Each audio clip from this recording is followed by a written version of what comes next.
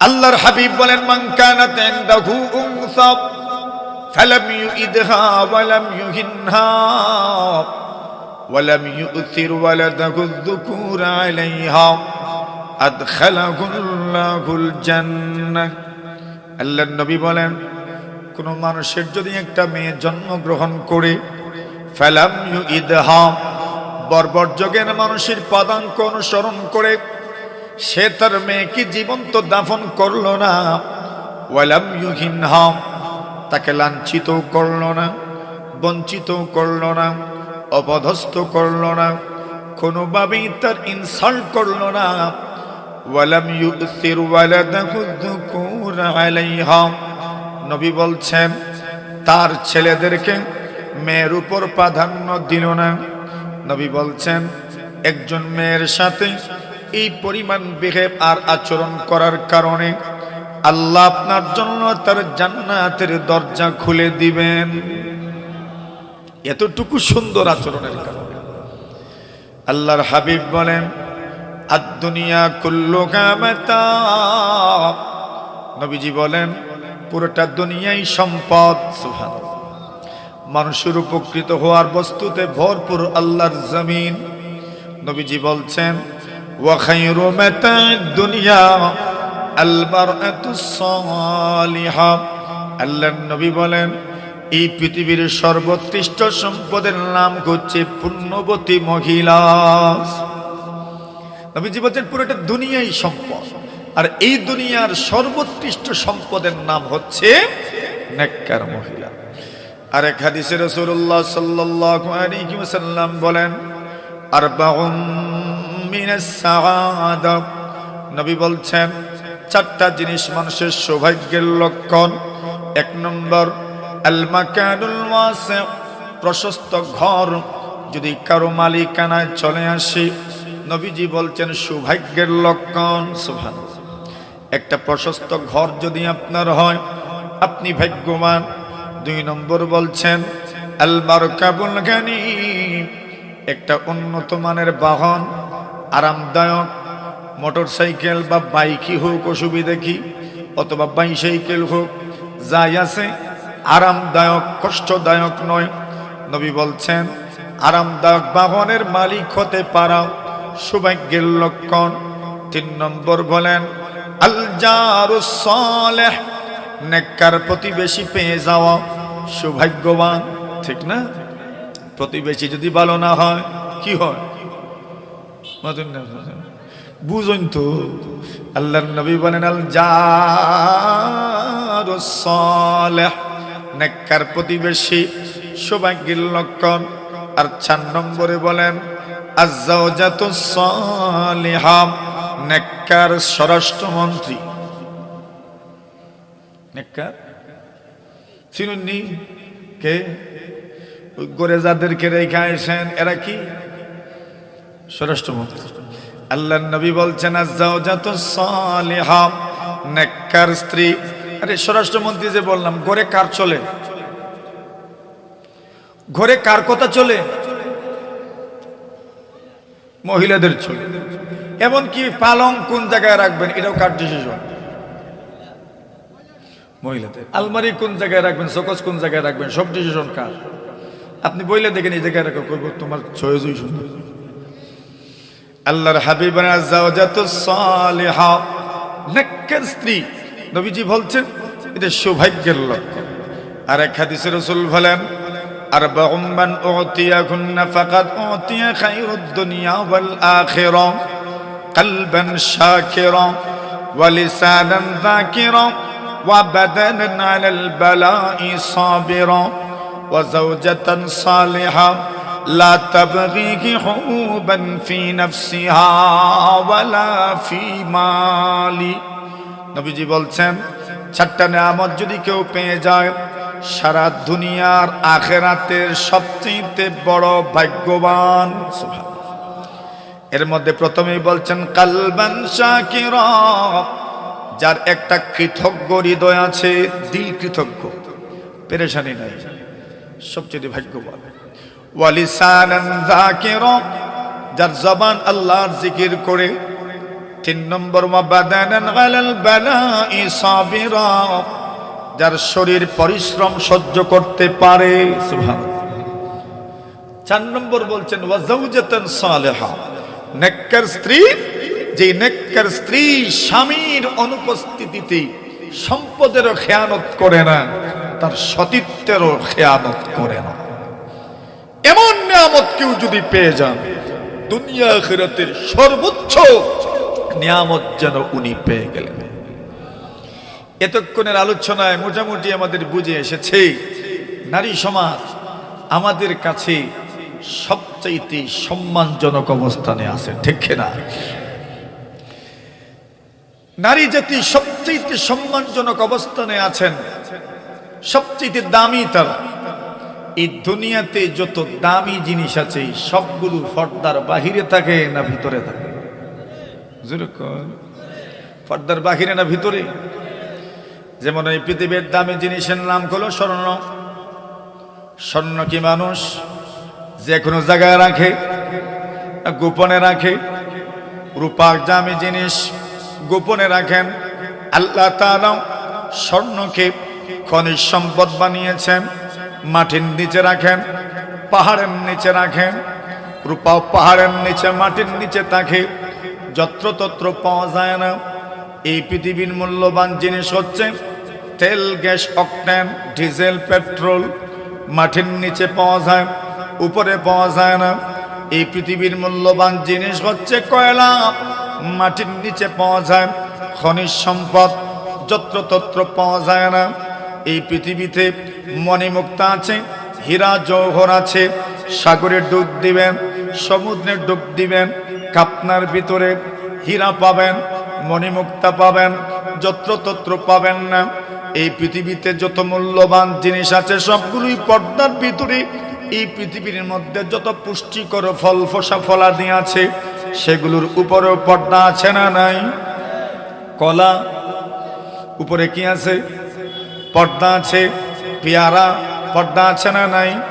আমাদের জাতীয় ফলের নাম, এটার ভিতরে পর্দা নাই? ওই আছে, আছে মানে সবচেয়ে মজবুত।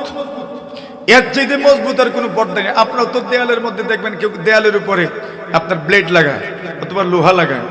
আল্লাহ তাআলা জাতীয় ফলের উপরে কুদরতি লোহা লাগাই দিয়েছে, ঠিক না বেটি? মূল্যবান বেশি, যে পুষ্টিকর বেশি। মানে এই পৃথিবীর মধ্যে পুষ্টিকর যত জিনিস আছে, যত দামি জিনিস আছে সবগুলো পর্দার আবরণের ভিতরে আছে। আল্লাহ তাআলা নারী জাতির সম্মানী, দামি বিদায় দুনিয়ার ল মতো, আইন মতো এরা পর্দার বাহিরে থাকবেন না ভিতরে? জোরে, বাহিরে না ভিতরে? ভিতরে থাকবেন। কেন? দামি জিনিস, যে দামি জিনিস যদি হয়, দামি জিনিস পর্দার ভিতরে থাকে। এই জন্য আল্লাহর বান্দা বলছেন, দস্তে কুদরত নে বাতা কব হুসন কো রিয়া কিয়া, আবার মে পানি শরর কো संग में पिन्हा किया, चादर शब में लपेटा नाज़रीने माह को, खीमाए अफलाक में सूरज को आवीज़ा किया, साने कुदरत ने गाफिल खुद भी अपनी हुस्न को, साने कुदरत ने गाफिल खुद भी अपनी हुस्न को, बर्ग में, गुल में, शजर में, शाख में पिन्हा किया, हुस्न की हर एक अदा जब इस तरह मस्तूर थी, हुस्न ज़न को तूने ज़ालिम किस लिए उरिया किया, हुस्न ज़न को तूने ज़ालिम किस लिए उरिया किया। আল্লাহর বান্দা বলেন, আপনাদেরকে সম্বোধন করে বলছেন, আমাকে সম্বোধন করে বলছেন, বলো দেখি আল্লাহ পাক সৌন্দর্যকে কখন উন্মুক্ত করে দিলেন? কোন সৌন্দর্য আল্লাহ তাআলা পর্দার বাহিরে রাখেন নাই, সব সুন্দর আল্লাহ পর্দার ভিতরে রেখেছেন। আবার মে পানি শরর কো संग में पिन्हा किया, পানিটাও আল্লাহ যত্রতত্র রাখেন নাই। মেঘমালার ভিতরে আল্লাহ তাআলা পানি রেখেছেন, বৃষ্টি রেখেছেন। আপনি যে বৃষ্টিপাত হতে দেখেন, সেই বৃষ্টিও তো মেঘমালার ভিতরে সংরক্ষিত থাকে। সুবহানাল্লাহ। মাঝে মাঝে দেখবেন মেঘমালা আপনার এলাকায় আসে, আপনারা বলেন আরে আকাশ মেঘাচ্ছন্ন হয়েছে, মেঘমালা আসে, মেঘমালার ভিতরে কি আছে? বৃষ্টি আছে, পানি আল্লাহ মেঘমালার ভিতরে সংরক্ষিত করেছে। আল্লাহর বান্দা বলেন আবর মে পানি সরর কো সঙ্গ মে পিনহা কিয়া, আমরা যে আগুন জ্বালাই দিয়াশলাই মেসের ভিতরে যে কাঠি আছে, ওই কাঠির অগ্রভাগে বারুদ লাগানো আছে। সেই বারুদটাও তো আল্লাহ তাআলা যত্রতত্র রাখেন নাই, বারুদের পাথর আছে, এই পাথরের মধ্যে আল্লাহ পরমার্দিগারে আলম বারুদকে সংরক্ষণ করে রেখেছেন। আল্লাহর বান্দা বলেন শুধু তাই নয়, আল্লাহ তাআলা সূর্য সুন্দর, পৃথিবীর সৌন্দর্য সূর্য, ওই সূর্যটা মানুষের হাতের নাগালে রাখেন নাই। আল্লাহ তাআলা আসমানের মধ্যে ফিট করেছেন চন্দ্র, পৃথিবীর সৌন্দর্য আল্লাহ আপনার আমার হাতের নাগালে রাখেন নাই। আল্লাহ তাআলা আসমানের মধ্যে ফিট করে রেখেছেন। আল্লাহ নিজেই বলেন ওয়ালাকাদ যায়্যানাস সামাআদ দুনিয়া বিজিনাতিল কাওয়াকিব। আল্লাহ বলছেন আমি আল্লাহ চন্দ্র সূর্য দিয়ে, তারকা দিয়ে, নক্ষত্র রাজি দিয়ে পৃথিবীকে সুন্দর করলাম, আসমানের সৌন্দর্য বর্ধিত করলাম। আমি আল্লাহ তাআলা তারকার মাধ্যমে আসমানের সৌন্দর্য বর্ধন করলাম। ওই তারকাও তোমার হাতের নাগালে নয়, আমি আল্লাহ তোমার হাতের থেকে অনেক দূরে রেখেছি। কেন? এটা সুন্দর, কেউ যেন যখন তখন পেয়ে যায় না। আল্লাহর বান্দা বলেন ওরে আল্লাহর বলি, আল্লাহ তাআলা নিজের সৌন্দর্য প্রকাশ করেন নাই। এই দুনিয়ার কোনো মানুষ আল্লাহকে তো দেখেই নাই, মানে আল্লাহ তার সৌন্দর্য সবার সামনে উন্মুক্ত করেন নাই। আল্লাহ নিজের সৌন্দর্য গাছের মধ্যে, ফলের মধ্যে, ফসলের মধ্যে, ফুলের কলির মধ্যে, ফুলের পাপড়ির মধ্যে আল্লাহ তার সৌন্দর্যকে গোপন করে রেখেছেন। আল্লাহর বান্দা বলেন সৌন্দর্যের প্রত্যেকটা বিষয় যেহেতু গোপনীয়, আল্লাহ নিজে যেহেতু সৌন্দর্যের স্রষ্টা, আল্লাহ তাআলা সমস্ত সুন্দরকে পর্দার ভিতরে গোপন করেছেন। এইবার উনি প্রশ্ন করেন এরে জালিম, নারীর সৌন্দর্য তবে তুমি কেন রাস্তায় প্রকাশ করে দিলে? কথা বলে ঠিক না বেঠিক? সুন্দর এই পৃথিবীর প্রথম মানুষ আদম সৃষ্টি করেছেন কিসের থেকে? মাটির থেকে। আল্লাহ রাব্বুল আলামিন বলেন খালাকাহু মিন তুরাব। আদমকে আল্লাহ সৃষ্টি করেছেন মাটির থেকে। মাটির থেকে আদম সৃষ্টি করেছেন আল্লাহ। হাওয়া পৃথিবীর প্রথম নারী সৃষ্টি করেছেন কোথা থেকে?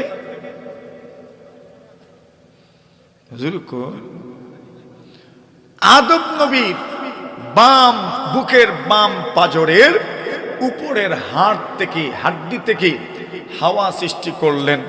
প্রশ্ন হলো আদমকে যেই আল্লাহ মাটির থেকে সৃষ্টি করতে পারলেন, সেই আল্লাহ হাওয়াকে সরাসরি মাটির থেকে সৃষ্টি করার ক্ষমতা রাখেন না? রাখেন। তাহলে কেন পাজরের হাড় থেকে সৃষ্টি করলেন? আল্লাহ বুঝাতে চাইলেন পৃথিবীর সকল নারীকে তোমাদের সৃষ্টি হয়েছে পর্দার ভিতর থেকে। বিধান জীবন চলার পথে ইজ্জত, সম্মান, সম্ভ্রম যদি রক্ষা করতে চাও, পর্দার কোনো বিকল্প নয়। ঠিক না? এটা বুঝাইলেন এই সৃষ্টির মাধ্যমে। এই নিগূঢ় তত্ত্ব, এটা তো এমন বিষয় আপনি যত চাইবেন ততই বের করতে পারবেন। দেখুন কতটা পর্দার ভিতর থেকে আল্লাহ সৃষ্টি করেছেন। নবীজি বলছেন একজন নারীকে সৃষ্টি করেছেন আল্লাহ, হযরত হাওয়াকে সৃষ্টি করেছেন উপরের হাড় থেকে। নবীজি নিজে বলছেন ইস্তাউসু বিন নিসাই খায়রা, নারীদের ব্যাপারে কল্যাণকামী হও।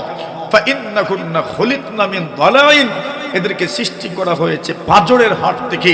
ওয়া ইন্না আ'ওয়াজা শাইইন ফি দালাই আ'লাহু, নবীজি বলছেন মানুষের পাঁজরের হাড়গুলোর মধ্যে সবচেয়ে বেশি বাঁকা উপরেরটা। কোনটা? ওই বাঁকা হাড় থেকে সৃষ্টি করেছেন। এটাও তো একটা গুরুত্বপূর্ণ ব্যাপার। বাঁকা হাড্ডি থেকে কেন সৃষ্টি করলেন? সুজাও তো আছে। কতক্ষণ সুজা নাই?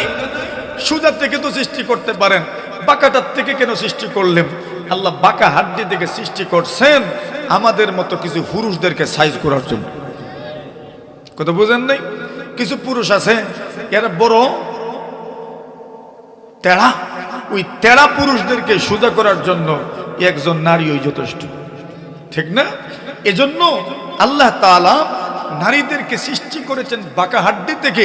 কেন? বক্রতা ও সৌন্দর্যের ভিতরে আসে। মাইকটা যদি বাঁকা না হতো তাহলে আমরা কেমনে ওয়াজ করতাম? আজকে বলেন, দাঁড়ায় এইভাবে ওয়াজ করানো লাগতো। বাঁকা থাকার কারণে সহজে আমরা ওয়াজ করতে পারছি, কথা বলতে পারছি, বসে কথা বলতে পারছি। আর বাঁকা হইলে মাঝে মধ্যে মান অভিমান হবে, আর মান অভিমান না থাকলে দাম্পত্য জীবনের সুখ শান্তিও আসে না। কথা কোন ঠিক না বেটি? এজন্য মাঝে মধ্যে মান অভিমান থাকবেই স্বাভাবিকভাবে। এজন্য আল্লাহ বাঁকা হাড্ডি থেকে এদেরকে সৃষ্টি করেছেন। কিন্তু কথা হচ্ছে, দেখুন চামড়ার নিচের সামান্য একটা পর্দা আছে, যেটাকে টিস্যু বলে। ওই টিস্যুর নিচে আছে গোশত, গোশতের নিচে আছে একটা পাতলা হালকা পাতলা একটা হাড্ডি আছে। ওই হাড্ডির নিচে বড় হাড্ডি, সেই বড় হাড্ডি, এই হাড্ডি থেকেই আল্লাহ তাআলা নারীদেরকে সৃষ্টি করলেন। বুঝাইয়া দিলেন পর্দা নয়, পর্দার ভিতরের চামড়ার ভিতরের পাতলা পর্দা থেকে নয়, এর ভিতরের গোশত থেকে নয়, এর ভিতরের পাতলা হাড্ডি থেকেও নয়, এর ভিতরের বড় হাড্ডি থেকে তোমাকে সৃষ্টি করেছি। এই কথা বোঝানোর জন্য জীবন চলার পথে ইজ্জত যদি রক্ষা করতে চাও, পর্দা ছাড়া কোনো বিকল্প না। নারীর পর্দা এটা এত জরুরি। সৃষ্টির উপাদানেই সৃষ্টির নিগুড় তত্ত্ব যখন সামনে আসবে তখনই বোঝা যাবে সৃষ্টি হয়েছে পর্দার ভিতর থেকে, চলতেও হবে পর্দার বাহিরে না ভিতরে। ভিতরে গেল একটা 2 নম্বর বিষয়। 3 নম্বর ব্যাপার হচ্ছে, এই পৃথিবীর মধ্যে যত দামি জিনিস আছে, মানুষের আগ্রহের যত জিনিস আছে, এই সবগুলো পর্দার ভিতরেই থাকে। টাকা পয়সা মানুষ কোন জায়গায় জমা রাখে? ব্যাংকে। ব্যাংকে দেখবেন গার্ড আছে, গার্ডের পরে সেখানে আপনার সুন্দর করে আপনার সেফটি দেয়া আছে। এর ভিতরে ম্যানেজার তো আসেনি, এখানে আরেকজন যে ক্যাশম্যান, এখানে কত কিছু কম্পিউটারাইজ সব কিছু আছে, এগুলোর ভিতরে রাখা হয়। এরপরে আপনি ব্যাংক থেকে টাকা উত্তোলন করতে পারেন। টাকা উঠানোর পরে মানুষ এগুলো কি দেখায় দেখায় নিয়ে আসে? কই রাখে? আপনারা কই রাখে? প্যান্টের পকেটে রাখে। আর মানি ব্যাগও তো আসেই, এর ভিতরেও রাখে। দেখবেন নোট যত বেশি সুন্দর হবে এটাকে তত বেশি, মানে নোট যত বেশি সুন্দর হবে, এটা দেখবেন মানি ব্যাগের ভিতরে কয়েকটা পকেট আছে, ওই সবচেয়ে গোপন পকেটে সুন্দর নোট রাখা হয়, ঠিক না? কেন? এটা সুন্দর নোট যে কারোর লোভ যেতে পারে, আর সুন্দর জিনিস নিজের কাছেও তো লোভনীয়, এজন্য এটাকে বেশি গুরুত্ব দেওয়া হয়, বেশি পর্দার ভিতরে রাখা হয়। বলুন, এখন যদি টাকাকে এত যত্নে মানুষ রাখে, তাহলে এই পৃথিবীর সর্বোচ্চ সম্পদ, যেটা সর্বোৎকৃষ্ট সম্পদ নারী, এদেরকে কি পর্দার ভিতরে রাখা হইতো না? এদেরকে তো আরো জরুরি ভিত্তিতে পর্দার ভিতরে রাখা হবে। কেন? যে এদের মর্যাদা তো টাকা পয়সার চাইতে 1000 গুণ বেশি। যদি টাকা পয়সা চলেও যায়, আপনি নিজে ইনকাম করতে পারবেন, আসবে, কিন্তু একজন নারী যদি হাত ছাড়া হয়ে যায়, আর কইতাম না আমি সামনে, আল্লাহ না করুক, যদি একজন নারী হাত ছাড়া হয়ে যায়, জুতা হেরে গেলেও তো পাওয়া যায়, জুতাটাও তো মানুষ একবারে বাইরে রাখে না, কই লইয়া যায় একবারে। আপনারা এখন বলেন, নিজের স্ত্রী নিয়ে যদি মসজিদে যান, জুতা নিয়েও যারা যায় না, চুরিও যায়। এখন স্ত্রী নিয়ে মসজিদে গেলে চুরি হওয়ার সম্ভাবনা আছে না নাই? এই জন্য ফিতনার কারণে, পর্দার ফিতনার কারণে বর্তমান যুগে নারীদের জন্য মসজিদে যাওয়া জায়েজ আছে, জায়েজ আছে। ফিতনার কারণে বাধা প্রদান করা হয়, কেন? গেলেই ফিতনার সম্মুখীন হয়ে যাবে এরা। কথা বুঝেছেন আপনারা? খেয়াল রাখেন বিষয়টা। আচ্ছা আসুন, নারীরা কেন পর্দা করবে? এগুলো যেহেতু পর্দার ভিতরে রাখা হয়, তো নারীদের সম্মান, ইজ্জত, মর্যাদা এর চাইতে 1000 গুণ বেশি, বিধায় তাদেরকে পর্দার ভিতরে রাখা হবে। আসুন, আমাদের সমাজ ব্যবস্থায় অনেক মানুষের বাড়িতে দুধের গাই আসেনি, কই রাখেন? গোয়াল ঘরে। কিছু মানুষের বাড়িতে এমন এমন আপনার গরু আছে, কেউ দেখাই না, আছে না নাই? কেন দেখেন না? কি লাগবো? নজর লাগবো। এখন নজর কি শুধু গরুর গায়ে ওই লাগে? মানুষ ক্ষেত করে ফসল উৎপাদন করে, এই ফসলের জমিনে এটা তোর গোপন করা যাবে না। এজন্য মানুষ এখানে আগের থেকেই অগ্রিম মাশাআল্লাহ লিখে রাখে। কি লিখে রাখে? মাশাআল্লাহ। কেন? চোখ ফোড়লেই যেন মাশাআল্লাহ ফোড়ে। কিছু মানুষের নজর এত মারাত্মক, কিছু মানুষ আছে একবারে নারিকেল গাছের দিকে তাকায় যদি নারিকেল পর্যন্ত ফোড়ে যায়, এমন নজরও কিছু মানুষের আছে না নাই?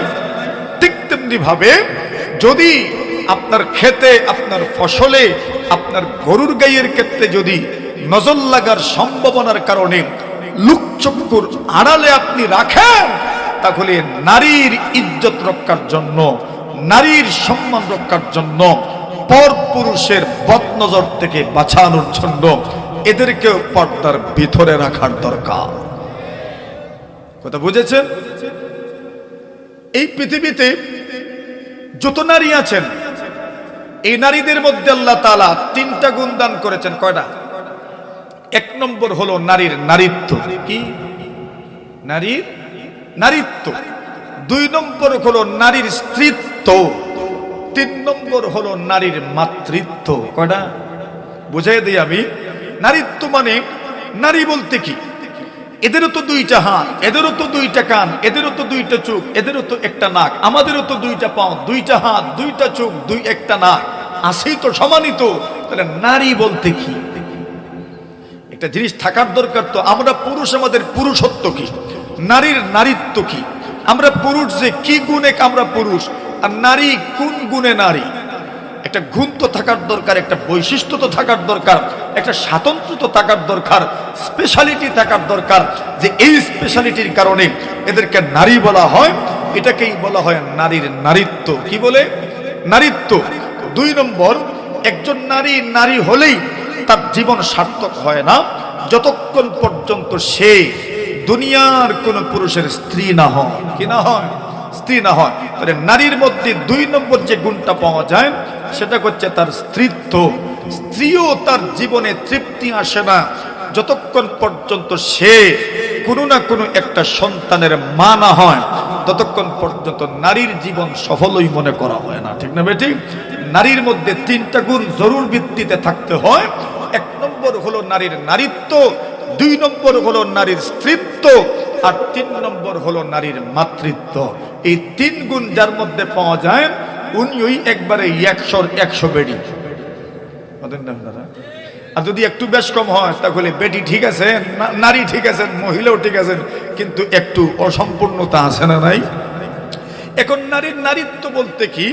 নারীর নারীত্বের মূল মন্ত্র হচ্ছে লজ্জা। কি? লজ্জা। যেই নারীর মধ্যে লজ্জা থাকে না, এই নারীরা আমরা দেশের মানুষে বেডি ওই কয় না, কই বেডি বেডাল লাখা। কিতা নাই? কিতা নাই? লজ্জা না থাকার কারণে নারীকে মানুষ নারী ওই মনে করে না। কি মনে করে?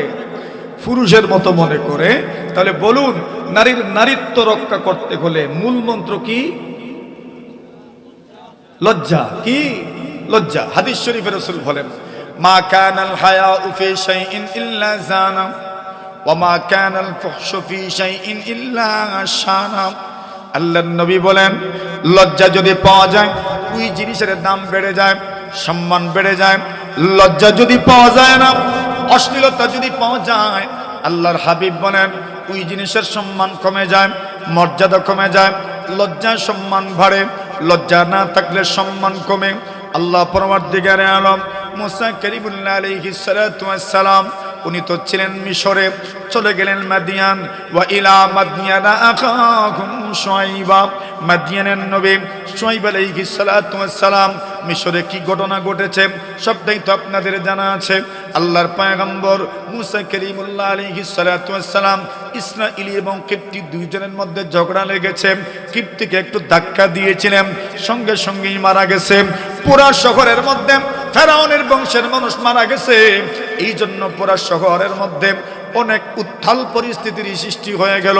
উত্তেজনা একদম চরম পর্যায়ে ছিল। আল্লাহ পরওয়ারদিগারে আলম বললেন, পয়গম্বর আপনি আর মিশর থাকিয়েন না, চলে যান মাদিয়ান। আল্লাহর নবী মুসা মাদিয়ান চলে গেলেন। মাদিয়ানে যাওয়ার পরেই দেখেন আল্লাহু আকবার, একটা কুয়া আছে। ওই কুয়ার থেকে লোকজন নিজেদের গরু ছাগল চতুষ্পদ জন্তুগুলোকে পানি পান করাচ্ছেন। আল্লাহর পয়গম্বর মুসা দেখেন দূরে দুইজন মেয়ে দাঁড়িয়ে আছে। ওই মেয়েরা পুরুষের সঙ্গে ঠেলাঠেলি করছেন না, ধাক্কাধাক্কি করছেন না, দূরে দাঁড়িয়ে আছেন। আল্লাহর পয়গম্বর দেখেন ওই মানুষগুলো নিজেদের উট এবং গরু আর ছাগল চতুষ্পদ জন্তুগুলোকে পানি পান করানোর পরে কূপের ঢাকনাটা বন্ধ করে সবাই চলে গেল। ওই দুইজন মেয়ে চলে আসলেন কূপের পাশে। সব পুরুষেরা চলে যাওয়ার পরে কূপের পাড়ে যেই পানি ছিল ওই পানি নিজের চতুষ্পদ জন্তুগুলোকে পান করালেন। আল্লাহর পয়গম্বর যখন দেখেন এই নারীরা বড় অসহায়, পুরুষের সঙ্গে ধাক্কাধাক্কিও করতে চায় না, ঠেলাঠেলিও করতে চায় না, আবার গ্রামের মানুষ ঢাকনাটা বন্ধ করে চলে গেছে, নিজের চতুষ্পদ জন্তুগুলোকেও পানি পান করাইতে পারে না। আল্লাহর নবী মুসা এইবার ঢাকনাটা নিজে উঠাইলেন, এদের ছাগলগুলোকে পানি পান করাইলেন। আল্লাহর বান্দিরা তাড়াতাড়ি বাড়িতে চলে গেলেন। আল্লাহর পয়গম্বর মুসা আলাইহিস সালাম মেয়েদেরকে জিজ্ঞাসা করলেন, তোমরা কেন এসেছো? তোমাদের বাবা কেন আসলেন না? দূরেই বা কেন দাঁড়িয়েছিলে? আল্লাহর বান্দিরা বলেন, পুরুষের সঙ্গে ঠেলাঠেলি করতে চাই না। সম্ভ্রান্ত পরিবারের কোনো মেয়ে, সম্ভ্রান্ত পরিবারের কোনো মেয়ে, ভদ্র পরিবারের কোনো মেয়ে পুরুষদের সঙ্গে ঠেলাঠেলি করতে পারে না, ধাক্কাধাক্কিও করতে পারে না। এখন কি বলবেন আপনারা? আমাদের মা বোনরা দুঃখ প্রকাশ করেন পুরুষদের ঠেলাঠেলির কারণে নাকি তারা বাজারও যাইতে পারে না। এতদিন আপনারা কইছেন মহিলারা যন্ত্রণায় বাজারও যাইতে পারেন না, তারা উঠিয়ে কইছে তোমরা যন্ত্রণায় আমরাও পারি না।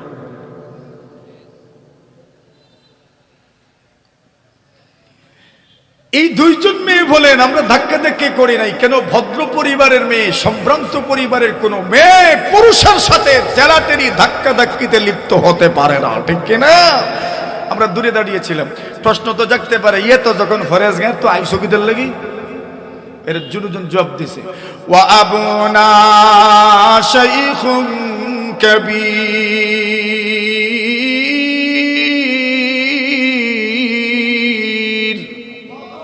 আমরা এসেছি এজন্য আমাদের বাবা একজন বৃদ্ধ মানুষ, উনি আসতে পারেন না, অথবা উনি আসতেন।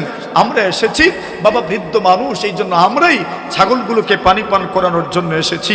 মুসা আলাইহিস সালাম পানি পান করার ব্যবস্থা করে দিলেন আর মেয়েদেরকে বলে তোমরা চলে যাও। আর উনি গাছের সাথে হেলান দিয়ে বসলেন আর আল্লাহর কাছে দোয়া করলেন। এমন এক এলাকায় আসলাম, কাউকে চিনি না, জানি না, থাকার ব্যবস্থা নাই, খাবারের ব্যবস্থা নাই, লজিঙ্গ নাই, বোর্ডিঙ্গ নাই, থাকবো কোথায়, খাইবো কোথায়? আল্লাহ রাব্বি ইন্নী লিমা আনজালতা ইলাইয়া মিন খাইরিন ফাকির, আপনি আমার উপর কোন অনুগ্রহ করবেন, আমি এর দিকে চেয়ে আছি, কিছু করেন আমার জন্য। দুই মেয়ে যখন তাড়াতাড়ি বাড়িতে গেছেন, আল্লাহ কিভাবে লাগায় দিয়েছেন। মেয়েদেরকে বাবা জিজ্ঞাসা করেন, কি গো অন্যদিন তো আসতে দেরি হইতো, আজকে তো তাড়াতাড়ি কেমনে চলে আসলে? দুই মেয়ে বললেন, আব্বাজান ঘটনা এই, আল্লাহর নবী, উনি এক নবী শুআয়ব আলাইহিস সালাম, উনি বললেন যাও ওই মুসাফিরকে আমাদের বাড়িতে দাওয়াত দিয়ে আসো। জুরে কোন? এখন এই আমি যে কথার জন্য এই কথাটা বলছি, এই দুইজনের একজন গেছেন, দুজনই বিবাহের উপযুক্ত। এই দুইজনের দুই মেয়ের দুইজনই, শুআয়ব নবীর দুই মেয়ের দুইজনই বিয়ের উপযুক্ত। এই দুইজনের একজন এসেছেন, আল্লাহর নাম বর্ণনা করেন নাই কেন? ভদ্র পরিবারের মেয়েদের নামেও পর্দা আছে, সুবহানাল্লাহ বলে। এজন্য মানুষ বলে অমুকের মেয়ে একটা 10টা টাকা দিছে, এভাবে বলা উত্তম। মহিলাদের নামের মধ্যেও গয়রত আছে, আত্মমর্যাদার ব্যাপার আছে। আল্লাহ বলেন এই দুইজনের একজন মুসা নবীর কাছে গেলেন, ওনার ছেলে নাই, যে কাউকে পাঠায়া ওনাকে দাওয়াত দিবেন, আর নিজেও বৃদ্ধ মানুষ, নিজে আসতে পারেন না। আল্লাহ বলছেন এই দুইজনের একজন মুসা নবীর কাছে আসলেন। কিভাবে এসেছেন আল্লাহ বর্ণনা করেন, আলাস্তিহিয়া, লজ্জাবনত হয়ে। কিভাবে এসেছেন? লজ্জাবনত হয়ে, লজ্জা পেয়ে পেয়ে এসেছেন, শরম লজ্জা নিয়ে এসেছেন। গাছু মাছু হয়ে এসেছেন, লজ্জার সাথে সামনে দাঁড়িয়েছেন। আচ্ছা বলুন, নারীর সৌন্দর্যই তো কিসে? আর জোরে কোন? লজ্জার মধ্যে। নারীর নারীত্ব লজ্জার মধ্যে। যার লজ্জা যত বেশি হবে তার পর্দা তত বেশি হবে। কথা বুঝেছেন? যার লজ্জা যত কম তার পর্দাও তত সহজ বিষয়। যার লজ্জা যত বেশি তার পর্দাও তত বেশি। আগের যুগের মহিলাদের লজ্জা ছিল বেশি, এজন্য বুরকা আর পর্দা ছিল আরো বেশি। এই মহিলাদের প্রশংসা আমরা করি ঠিক, কিন্তু ওই মহিলাদের মতো আমরা হইতে চাই না। এই যুগের মহিলাদের পর্দা ছিল বেশি, লজ্জাও ছিল বেশি। এক বেটা কইছিল, ভাই আইলো রে কোন জমানা, বর্তমানের কন্যাইনতে চোখ মুজুন না। ঠিক না বেটি? আগের যুগে কন্যারা কমপক্ষে বিয়ার দিন না চোখ মুছতো, এখন বিয়ার দিনে ফাঁকড়াই ফাঁকড়াই আছে। ঠিক না? লজ্জা কম না বেশি? কমছে। কমলো কেমনে? ওই কথাই বুঝাতে চাচ্ছি। আল্লাহ বলছেন, এই দুইজনের একজন মুসা নবীর কাছে এসেছেন লজ্জাবনত হয়ে। লজ্জাবনত হয়ে মুসা নবীর কাছে এসেছেন। দেখুন, মুসা নবী এই লজ্জাকে এত পছন্দ করেছেন। কোনো একজন স্বাভাবিক একটা ছেলের মধ্যে, একটা যুবকের মধ্যে যদি লজ্জা পাওয়া যায়, আপনি তার প্রতি দুর্বল হয়ে যাবেন, তার ভদ্রতার প্রতি আপনি অবশ্যই দুর্বল হয়ে যাবেন। একটা যুবক যদি আপনার সামনে মাথা নিচু করে কথা বলে, বা কথা বলার সময় যদি বুঝেন আপনি সে লজ্জা পাচ্ছেন, তার কথাবার্তাই বোঝা যাচ্ছে সে একটু বড় ভাইয়ের সামনে, বড় ভাইয়ের বন্ধুর সামনে কথা বলছে, লজ্জা পাচ্ছেন, মুখে স্মিত হাসি দিয়ে লজ্জা নিয়ে কথা বলছেন, আপনি তার প্রতি দুর্বল হয়ে যাবেন, আপনি তার প্রশংসা করতে বাধ্য হবেন। লজ্জা এমন এক জিনিস যেটা মানুষকে সম্মানিত করে, মানুষকে মর্যাদামণ্ডিত করে, মানুষের সম্মান বৃদ্ধি করে। আর একজন মেয়ের মধ্যে যদি লজ্জা পাওয়া যায় তবে তো সোনায় সুহাগা। আল্লাহর বান্দা মুসা কালিমুল্লাহ আলাইহিস সালাতু ওয়াস সালাম যখন ওনার লজ্জা দেখেছেন, মুসা নবী বুঝতেই পেরেছেন এরা শুধু এক নবীর আওলাদ নয়, এদের মধ্যে নারীর নারীত্ব পূর্ণ রূপে আছে। তাহলে নারীর নারীত্বের মূল মন্ত্র হচ্ছে কি? বলেন বলেন বলেন, কি? লজ্জা। মুসা আলাইহিস সালাতু ওয়াস সালাম দাওয়াতে গেলেন বাড়িতে। যাওয়ার পরেই শুআয়ব আলাইহিস সালাতু ওয়াস সালাম মুসা নবীকে প্রস্তাব দিলেন, আচ্ছা আপনি আমার বাড়িতে কাজ করেন। প্রস্তাব যে দিয়েছেন এটাও এক মেয়ের পরামর্শে। সুবহানাল্লাহ। মেয়েদেরও জ্ঞান গরিমা আছে না নাই? বুদ্ধি বিবেক আছে না নাই? আপনারা তো নিজের বউদের খালি আপনার দুর্নামই করেন। আস্তে আস্তে কইলে দুর্নামই তো বেশি করেন। রাগ যখন উঠে তখন বলেন তোর কুযুক্তি মরছি আমি। ঠিক না? শুধু কুযুক্তি না, এদের মধ্যে সুযুক্তিও আছে না? এই দুই মেয়ের একজন বলছেন, ইয়া আবাতিস্তাজিরুহু ইন্না খায়রা মান ইস্তাজারতাল কাবিয়ুল আমিন। দুই মেয়ের একজন বলেন, আব্বা এই লোকটাকে আমাদের ঘরে কাজে রাখতে পারে। কেন? এই লোকের মধ্যে কাজ করার শক্তি আছে, সামর্থ্য আছে। দ্বিতীয়, শুধু শক্তি সামর্থ্য থাকলে হয় না, আমানতদারি থাকতে হয়। এই লোকের মধ্যে আমানতদারিও আছে। শক্তি কেমনে বুঝলেন? ওই 10-12 জন পুরুষ মিলে যে ঢাকনা উঠায় উনি একা উঠাইছে, বোঝা গেছে কি আছে? শক্তি আছে। আমানতদারি কেমনে বুঝলেন? মুসা শুআয়ব নবী পাঠানোর পরে দাওয়াত দেওয়ার জন্য যখন পাঠাইছেন, তখন দাওয়াত দেওয়ার পরে দাওয়াত দিছেন যে কেমনে দিছেন জানেন? উনি বলছেন, মুসাফির আব্বা জানের পক্ষ থেকে আপনাকে আমাদের ঘরে দাওয়াত। কার পক্ষ থেকে? আমরা জমানের মেইলে কইল না আইন বলতো চলেন আমার সাথে, নিজের পক্ষ থেকে দাওয়াত দিত। একজন সম্ভ্রান্ত ভদ্র ফ্যামিলির মেয়ে, নিজে প্রাপ্তবয়স্কা কোনো মেয়ে, নিজের পক্ষ থেকে কোনো আজনবী অপরিচিত যার সঙ্গে বিবাহ বন্ধনে আবদ্ধ হওয়া হালাল এমন কোন পুরুষকে দাওয়াত দেওয়া, এটা ভদ্রতা বিবর্জিত, সভ্যতার ভিতরে পড়ে না। একটা মেয়ে হয়ে তুমি আরেকটা পুরুষকে, আরেকটা ছেলেকে তুমি দাওয়াত দিবা, এটা তোমার ভদ্রতার সভ্যতার ভিতরে পড়ে না। শুআয়ব আলাইহিস সালাতু ওয়াস সালামের মেয়ে দাওয়াত দিবেন, আপনাকে আমার আব্বা দাওয়াত দিবেন। সুবহানাল্লাহ। তো কার দাওয়াতে যাইতেছেন? নতুন আব্বার দাওয়াতে আমরা দেশের কইলে তো কইল না কিতা তো বুঝুনি আমি কিতা কইতাম আর এটা তো সবই আপনারা আমরা চেয়ে বেশি বুঝেন। এখন গেলেন, যাওয়ার পথে শোয়েব আলাইহিস সালামের মেয়ে সামনে হাঁটছেন আর পিছনে পিছনে মুসা আলাইহিস সালাম হাঁটছেন।